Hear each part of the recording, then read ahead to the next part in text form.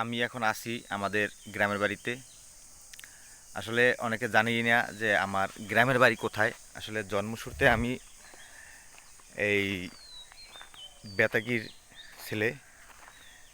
এই গ্রামে, এই হোসনাবাদ গ্রামে আমার বাড়ি। আসলে চাকরির সুবাদে আমার বাবা আমতলীতে দীর্ঘদিন চাকরি করছে। সেই সুবাদে আমরাও সেখানেই থাকা। তাহলে আমার হয়তো 1-2 বছর যখন বয়স, সেই থেকেই আমি আমতলীতে, এখন পর্যন্ত আমরা আমতলীতে আছি। আমার আব্বা রিটায়ার্ড করছে, রিটায়ার পর্যন্ত সে আমতলীতেই, রিটায়ার আগ পর্যন্ত আমতলী ছিল এবং এখন সে অবসরপ্রাপ্ত, তাই গ্রামের বাড়িতে আসছে। এর আগে যখন আব্বা আমতলীতে আমরা সব একসাথে থাকতাম, তখন আমতলীতে ঈদ করতাম, কোরবানি করতাম।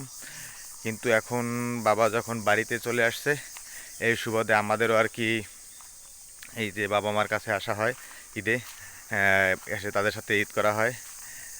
আমাদের বাড়িটা, আমি যখন আমার হলো এখানে জন্ম, ঠিক আছে, কিন্তু এই এলাকায় আমার আসলে কারোই ওরকম কারোর সাথে ওরকম পরিচয় নাই। কেউ আমাকে, আমিও কাউকে সেভাবে চিনি না, কারণ আমার সেভাবে কেউ চিনে না।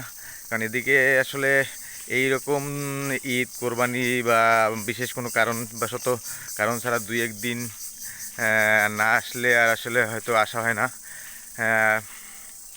এই সুবাদে আসলে কারোর সাথে এরকম পরিচয় হয় না, আর কারোর সাথে দেখা হয় না।